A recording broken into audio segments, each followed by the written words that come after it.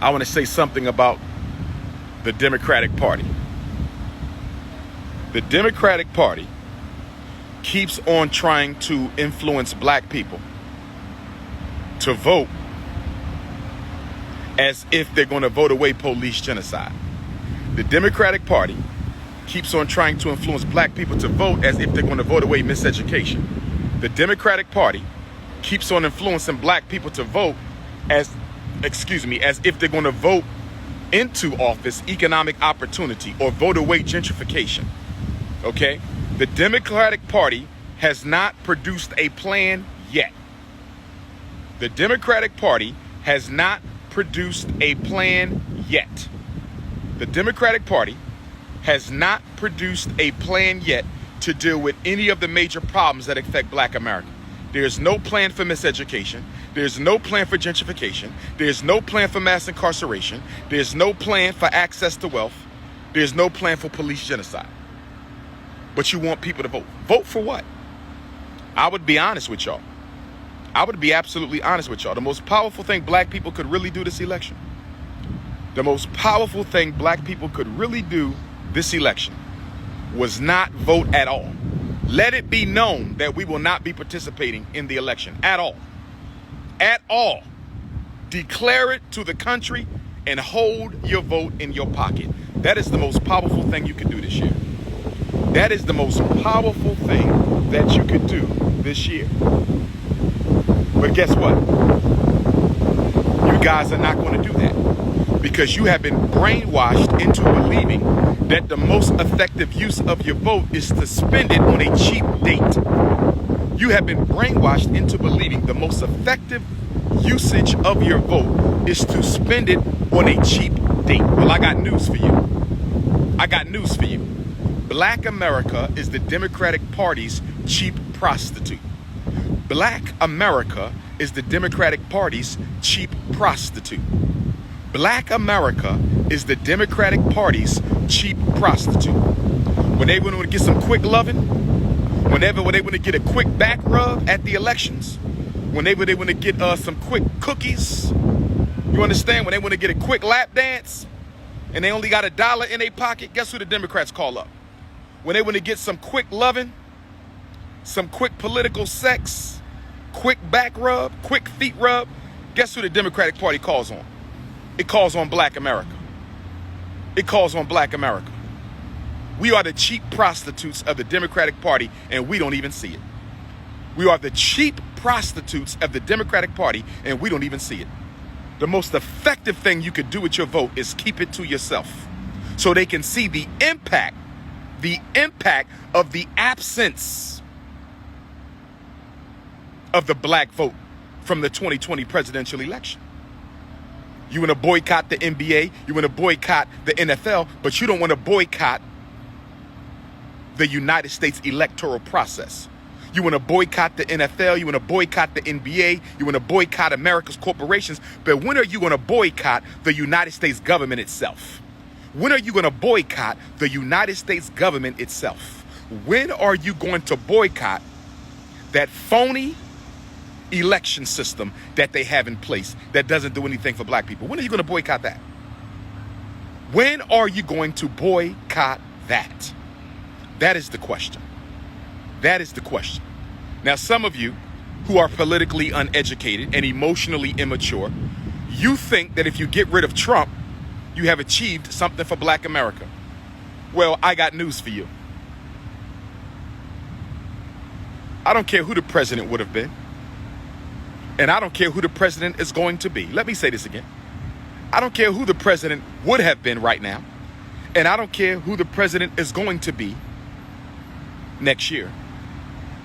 But guess what? The problems you have right now, you would still have them anyway. The problems you have right now, you would still have them anyway. That's right. If Hillary Clinton was president, that boy would have still got shot in the back and the police would still not be arrested. If Hillary Clinton or Barack Obama was president, Breonna Taylor, rest in peace, would have still been shot dead and her killers still would not be arrested. That's right. What did Barack Obama do about police killing black people? What did Barack Obama do about police killing black people? What did Barack Obama do about police killing black people? He did nothing at all. He did absolutely nothing at all. In fact, about a week after Freddie Gray had his spine snatched from his skull, Barack Obama signed a blue shield law to protect police from dangerous citizens. But he didn't sign a black shield law to protect black people from dangerous police. This narrative that getting rid of Trump is going to change something for black America is an absolute lie. Do you know the Democratic Party support the Fraternal Order of Police? Are you aware of that? Are you aware that Joe Biden is supported by the Fraternal Order of Police? And Donald Trump is supported by the Fraternal Order of Police? None of your enemies have been boycotted by the Democratic Party. Wherever they can get some money, they got some money. Wherever they could get some money, they got some money. So you think putting Joe Biden in the White House is going to change things for black people? You're politically uneducated and you're emotionally ignorant. Did Bill Clinton make anything better for you? Did George Bush make anything better for you? Did Ronald Reagan make anything better than you? Did Jimmy Carter make anything better for you? Did Gerald Ford make anything better for you? Did Lyndon Baines Johnson make anything better for you? Did John F. Kennedy make anything better for you? Name me a president in the past 50 years. Can you name me a president in the past 50 years whose election made something better for black America? Help me out. I'm a political science major. My undergraduate degrees are in psychology and political science. I double majored. Can you please name a concession, an opportunity, a resource that we got from any president in the past 50 years?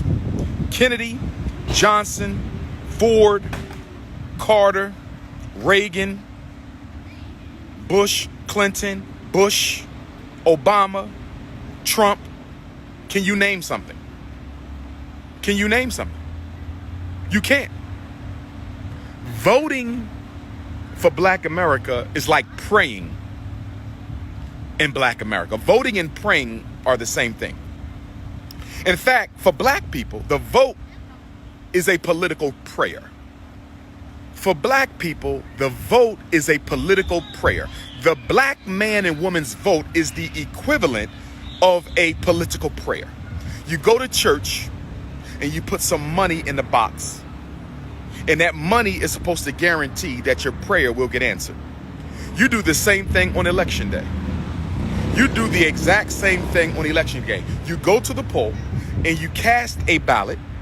And by casting that ballot, which is a prayer, a political prayer, you expect something to get better for black people because you cast the vote. You expect something to get better for black people because you prayed. And you've been doing this for 400 years without any changes. Your NBA players boycott for a day. Your NFL players hardly boycott at all. And I do want to give the NBA players their credit. Y'all have much more courage and commitment than the NFL players. I do want to give the NBA players their credit, even though your boycott lasted less than 24 hours. Even though your boycott lasted less than 24 hours, y'all did it mostly in solidarity. Mostly in solidarity. The Negroes in the NFL, they haven't even come close to doing what y'all did, which only lasted less than 24 hours. So I must commend the NBA. You guys definitely had a better display of power than the NFL did.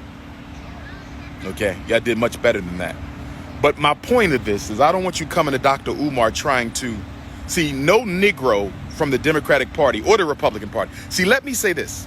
I am not trying to entice you away from the Democrats to the Republicans, because I'm not for them either. Or the Green Party, I'm not for any white racist political party. None of them. What I want to entice you to do is to divest from all white political parties. Divest from all white political parties. Divest from all white political parties. I want you to divest, to totally remove yourself from membership and allegiance to any white political party, and then start your own black political union. But if you want a black political party, I'm not against it. I just don't see it as necessary. If you want a black political party, I'm not against it, but I just don't see it as necessary. I believe in a political union, locking the black votes together, so we can barter and bargain that vote for concessions and opportunities from the leading party candidates. That is my plan. That is what I would like to see. But we're going to go through this again. You guys are going to go out to the polls again. Okay? Like the Democratic slaves that you are, the Republican slaves that you are, the Green Party slaves that you are, the Libertarian Party slave that you are, and you're going to cast a ballot for a white person to get elected to save you. Don't that sound like some white Jesus shit right there? You're going to go to the polls like the Democratic slaves, the Republican slaves, the Green Party slaves, the Libertarian Party slaves, and you're going to go to the polls and you're going to cast a political prayer known as a ballot. You're going to cast a political prayer known as a ballot. You're going to cast a political prayer known as a ballot, hoping that a white person will get elected and deliver you from American hell. Doesn't that sound like some white Jesus shit right there? Does it not? Don't that sound like something right out of the church? Don't that sound like something right out of the masjid? 400 years later, black people are still waiting on white people to save us. That's all the democratic process is. The democratic process is nothing but a metaphor for white Jesus. Joe Biden, white Jesus. Donald Trump, white Jesus. When are you going to divest from that narrative, that mindset, that brainwash? When is enough going to be enough? When?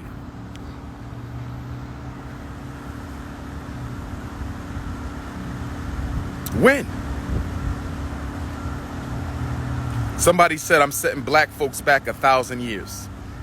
1,000 years. That's interesting. Because America is not even 300 years old. But that's an emotional Negro. That's the problem we have. You've been brainwashed. You've never gotten nothing voting, and you never will get nothing voting, because voting doesn't control America. Power does. Power does.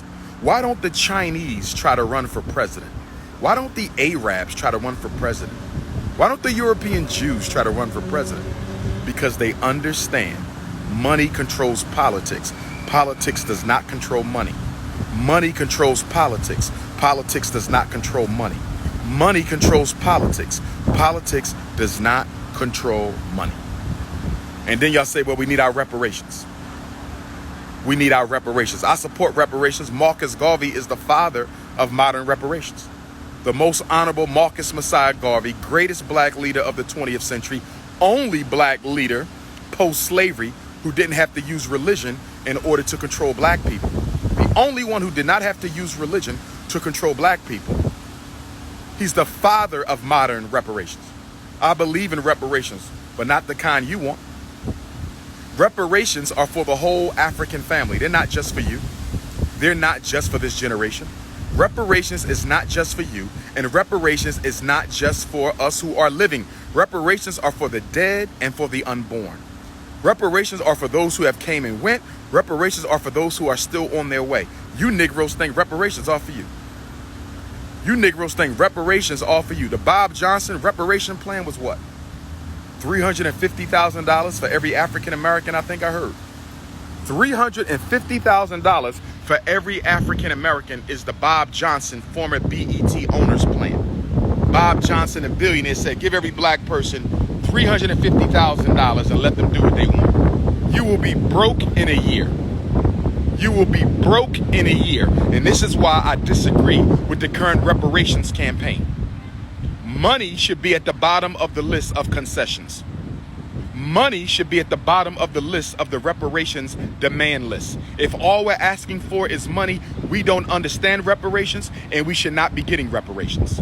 If all we're going to ask for is money, we should not be demanding reparations, and we should not receive any reparations, because you're not politically intelligent enough to carry on a reparation struggle if you think the only thing you should be asking for is a dollar amount. If you think the only thing you should be asking for is a dollar amount, then you should not be involved in the reparation struggle. Reparations is about much more than money. Reparations is about much more than money. What do I want on my reparations list? I'll tell you. These are in no particular order. Number one, control of all black music, reparations. Control of all black music, reparations. Control of all black music, reparations. Y'all want to talk reparations? I want control of all black music. Past, present, future. Hip hop, R&B, reggae music,